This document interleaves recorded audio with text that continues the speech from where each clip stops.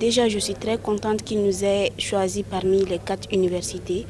Je trouve toujours instructif ce genre de rencontre et là, j'ai beaucoup appris. Et c'est pas seulement les journalistes qui sont en ligne qui devraient être concernés par ça. Ça concerne tous les journalistes, que ce soit à la télé, à la radio. Je trouve toujours enrichissant et je suis très contente parce que j'ai beaucoup appris. Et c'est sûr que je vais faire usage de ça dans les années à venir. L'objet de notre présence ici à l'STM, c'est non seulement la remise de la charte de la presse en ligne au premier responsable de l'établissement, mais aussi de parler du contenu de la charte. Vous savez que bientôt 3 ans, nous sommes avec Search for Common Ground, grâce au financement de l'Union européenne pour la vulgarisation de la charte de la presse en ligne. Et cette charte est un guide et boussole pour les journalistes professionnels. Et nous estimons que les écoles de journalisme sont des écoles mieux indiquées parce que là où produisent les futurs journalistes pour les parler de cette charte qui sont des pratiques de la moralisation de la presse en ligne et qui peuvent être vraiment un boussole et un guide pour les futurs journalistes à ne pas faire des dérives sur Internet et sur les réseaux sociaux. La charte est composée de 19 articles, dont 3 chapitres. Le premier chapitre, c'est la responsabilité des journalistes. Le deuxième chapitre, c'est la modération des contenus. Et le troisième chapitre, c'est l'adhésion à cette charte. Voilà brièvement l'ossature de notre charte. Les conseils que je voudrais d'abord donner à mes confrères et à mes consoeurs journalistes, surtout la plupart ce sont mes frères aujourd'hui et mes jeunes sœurs, d'aimer d'abord la profession journalistique.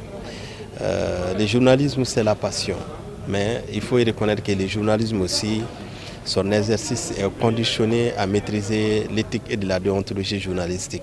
On ne s'improvise pas journaliste. Il y a des parents qui payent des millions pour que leurs enfants puissent être des journalistes professionnels. Moi, je pense qu'on ne peut pas les banaliser parce qu'il y a aujourd'hui ce qu'on appelle le boom Internet, l'avènement des réseaux sociaux. Le conseil que je donne à mes confrères, c'est d'abord apprendre cette profession, à aimer cette profession. Et grâce à ces comportements, vous pouvez avoir un très bon carnet d'adresses et faire une carrière journalistique et qui sera enviée et enviable comme aujourd'hui on se glorifie avec certains de nos aînés qui sont des journalistes interplanétaires. Nous avons eu le plaisir aujourd'hui de recevoir une équipe de Appel Mali, des professionnels de la presse en ligne, qui sont venus nous entretenir sur leur métier. J'allais dire leur métier, parce que le journalisme est un métier très vaste et il y a des spécialisations. Et donc la presse en ligne me paraît être une spécialisation du journalisme. Comme je l'ai indiqué, ça fait bientôt une vingtaine d'années que nous-mêmes nous avons entrepris d'avoir un département de journalisme et de communication ici, parce que nous pensons que l'information est un pouvoir et que bien maîtriser l'information va dans le bon sens pour aussi bien les apprenants que les populations d'une manière générale.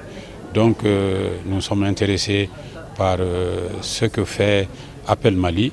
Ils nous ont fait le plaisir de nous remettre la charte de Appel Mali et nous allons en faire un bon usage. Nous allons le mettre à la disposition de nos étudiants en journalisme. Comme ça, si un jour ils veulent être des journalistes en ligne, ils savent déjà ce qu'il faut faire.